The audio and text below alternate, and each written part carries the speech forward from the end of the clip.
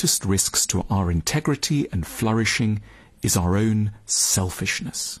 We must, whenever possible, learn to think more about other people.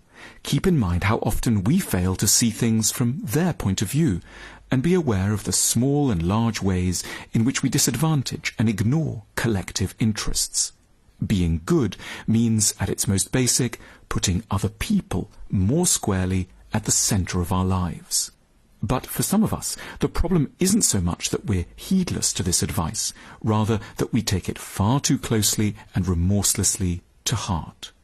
So mindful are we of the risks of selfishness, we run into an opposite danger, an abnegation of the self, a modesty that borders on self-erasure, an automatic impulse to give everything over to competing parties, a shyness about pressing oneself forward, and a manic inability to say no or cause the slightest frustration to others. And so, as a result of our talents at selflessness, we fill our diaries with obligations to people who bore and drain us. We stick at jobs that neglect our true talents, and we stay for far too long in relationships with people who deceive us, annoy us, and subtly, and possibly with a lot of sentimental sweetness, take us for a very long ride.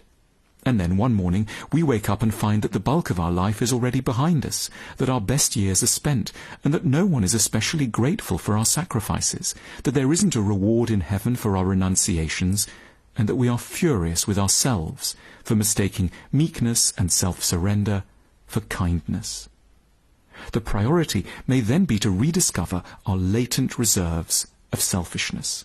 The very word may be frightening, because we aren't taught to distinguish, as we must, between bad and good versions of this trait, between, on the one hand, the kind of selfishness that viciously exploits and reduces others, that operates with no higher end in view, that disregards people out of meanness and negligence, and on the other, the kind of selfishness that we require to get anything substantial done, that lends us the courage to prioritize our own concerns over the flotsam and jetsam of daily life, that lends us the spirit to be more forthright about our interests with people who claim to love us, and that at moments leads us to sidestep nagging demands, not in order to make people suffer, but so that we can husband our resources and in time be able to serve the world in the best way we can.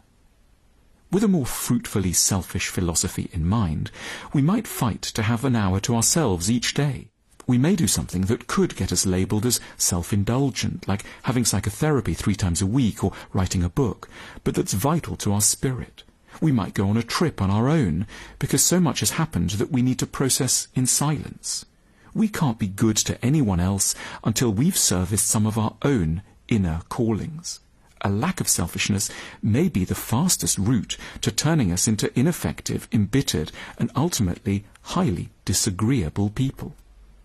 Hindu philosophy can be a useful guide here, because it divides up our lives into 4 stages, each with its distinctive roles and responsibilities.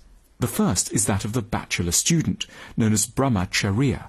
The second, that of the householder and parent, grihastha, and the third, that of the grandparent and semi-retired advisor, vanaprastha.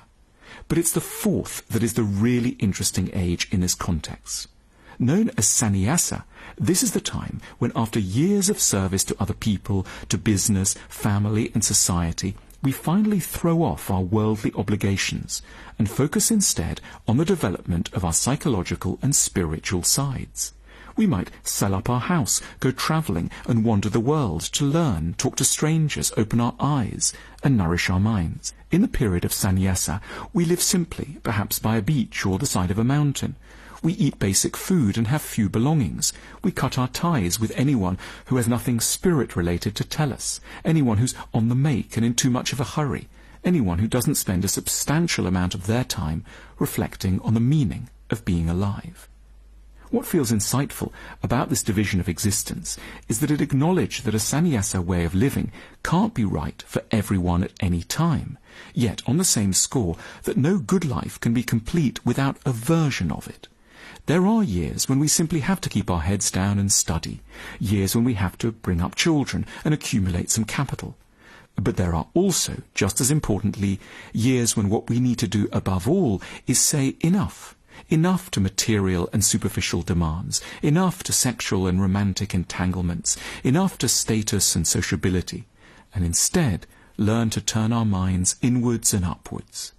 Without having to don the orange robe favoured by Hindu sannyasas, with perhaps few visible signs of our reorientation to speak of, it's open to all of us to make a psychological move into a more self-focused and inner age. We can convey to those around us that we aren't lazy, mad or callous. We just need to avoid doing the expected things for a while now. We need to fulfill our real promise by casting aside an idea that is only ever superficially wise, that of always putting other people first.